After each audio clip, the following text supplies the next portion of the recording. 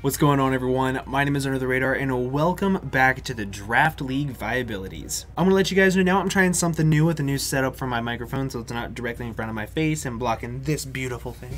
However, I hope you guys do enjoy seeing more of me, seeing less microphone, and hopefully still having the same audio quality. But the more important things that you guys are here to see are my opinions on made-up creatures that like to fight each other. If you missed last week's episodes, I talked about Tapu Koko and Conkeldurr. They're two very different Pokemon that work very well together, and this week I'm going to be talking about two Pokemon that are two of my personal favorite Pokemon of all time. I'm not going to tell you what the second one is because I want you guys to try to guess it down in the comment section below after you hear my opinions on this first Pokemon, which will be Jirachi. Now, I'm covering Jirachi today for a couple different reasons. One reason is that I got a comment saying that if I think Tapu Koko is an A Pokemon and I talked very little about its negatives, what do I think is an A+ Pokemon? Well, Jirachi is an A+ Pokemon. Spoiler alert, I'm going to give it an A+. I'm going to give it an A+ simply because of the fact that this Pokemon went from being a decent first round pick to being one of the best first round picks that you could possibly get. If this thing is still around by the 5th pick overall of a draft, I'm personally surprised. I say that I'm surprised for a couple of different reasons. One reason is that it got stupid broken with Z moves. I say that it got broken with Z moves because a lot of its coverage moves just made it way too good for the game whenever you can now hit it with a base 180 physical or special attack with a coverage move to take out a wall. And for those of you that might not know the insane coverage that Jirachi gets, off of the top of my head, the only two types that this Pokemon does not get with good coverage is ground and dark. Even then, that's arguable because it still gets Mudslap, which can be used for Tectonic Rage, and it also gets Fling. Now, I'm not sure how Z Crystals work with Fling, if it still activates as a Black Hole Eclipse or what. I'm not personally sure, but those are the only two moves that I can think off the top of my head that don't give you a very strong Z move. Not really sure why my camera is changing colors, but I'm going to go with it. So along with now having very good coverage for everything in the entire game, it has base 100 stats all the way around. This is always said in every single draft analysis ever whenever somebody picks a Victini, Jirachi, Manaphy, Mew, Celebi, Shaman. Every single time, it's said. However, I don't think people understand how good that actually is.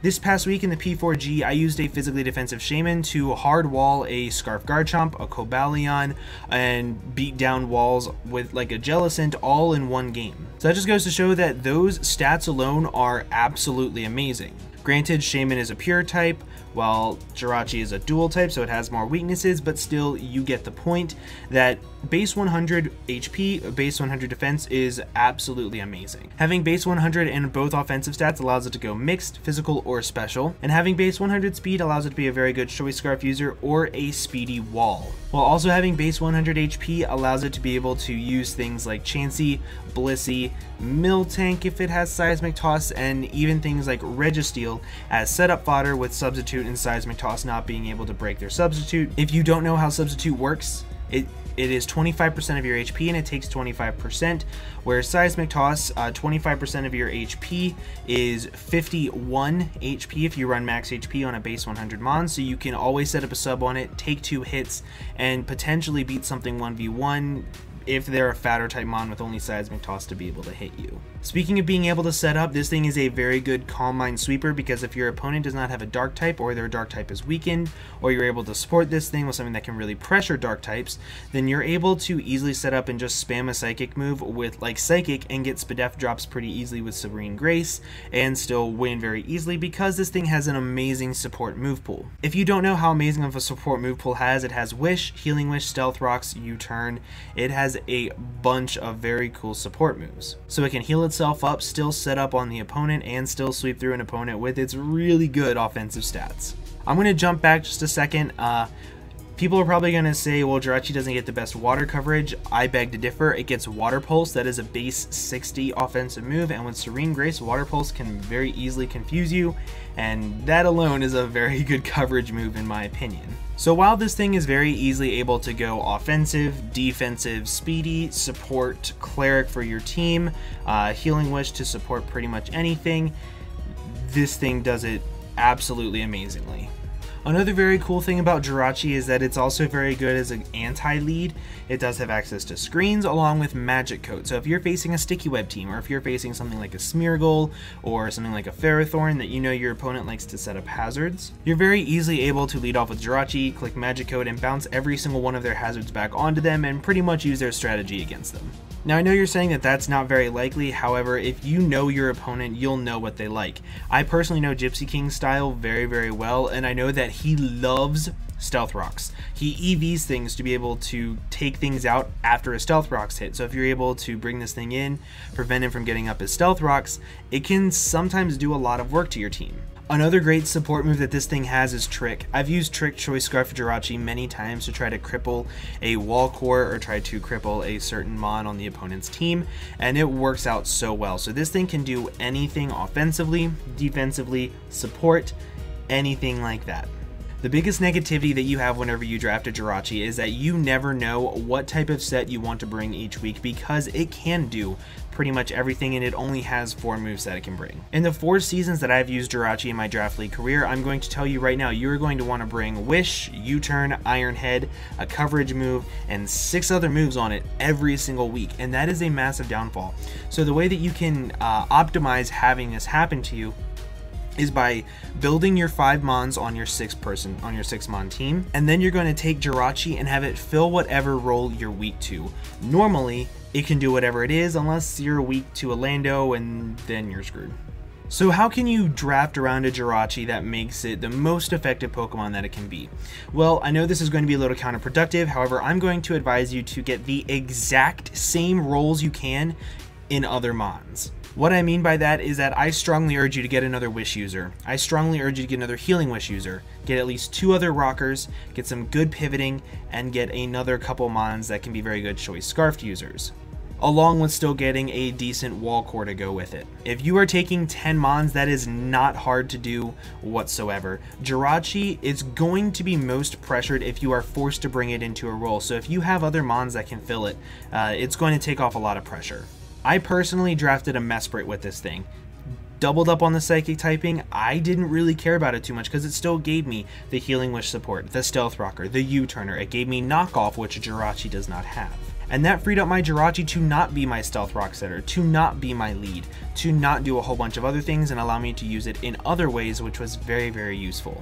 I also drafted some very good wall breakers to go along with it. I had a Lando Eye, and I also had a Mega Houndoom. 2 seasons that I drafted Jirachi, actually, I had a Mega Houndoom with it, and it worked out amazingly. Mega Houndoom very easily pressures Psychic types that can more than likely wall a Jirachi to non-stop, because the best move it can use to hit it with is like Shadow Ball or Signal Beam. And then Landorus Incarnate is just Landorus Incarnate. It's an amazing wall breaker, and Mega Houndoom easily pressured the bulky Psychic types that normally check that as well. So I suggest those mons going along with Jirachi personally. I loved having them all together.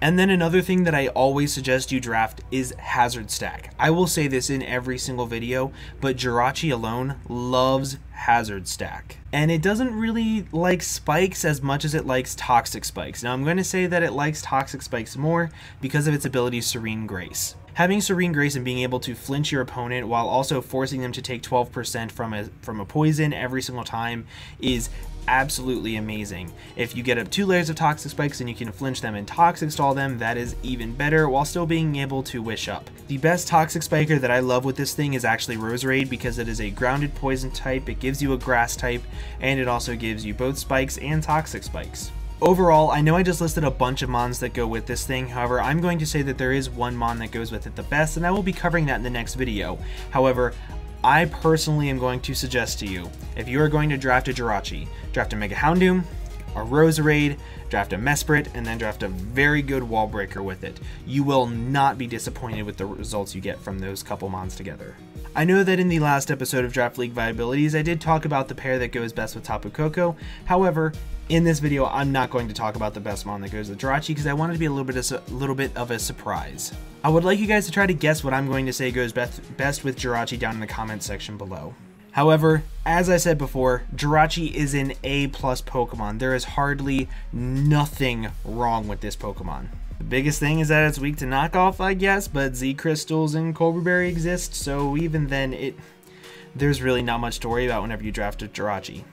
But guys, with that is going to be my draft league viability on Jirachi. Again, I'm going to stick by saying that I definitely think Jirachi is the best Pokemon in the draft league viability. I have said that since PPL D2 Season 1, which was... Jesus, that was just over 2 years ago after this video is going live. I still strongly stand by the fact that I say Jirachi is the best Pokemon in Draft League format, even after all this time. But guys, I do want to thank you very much for tuning in this week to the Draft League Viabilities. I greatly appreciate all of the support that you guys gave on the last 2 episodes. It truly does mean the world to me. Also guys, if you would, don't forget before you leave to leave a like. Also, leave a comment letting me know what you think the next Pokemon is going to be, and if you want me to cover any Pokemon that you guys like later on in the future, you know I will definitely add it to the list. I will say, however, I do have this week's, next week's, and potentially the week after that already done, so don't be surprised if I don't get to your guys' picks right away. I kind of sort of had to pick out all of these and send them off to get the graphics made for them beforehand, so I do apologize if you're not happy with the mons that come out right away. But guys, with that, I'm going to go ahead and get on out of here. Thank you all again so much for watching, and I will see you all in the next video. Bye-bye.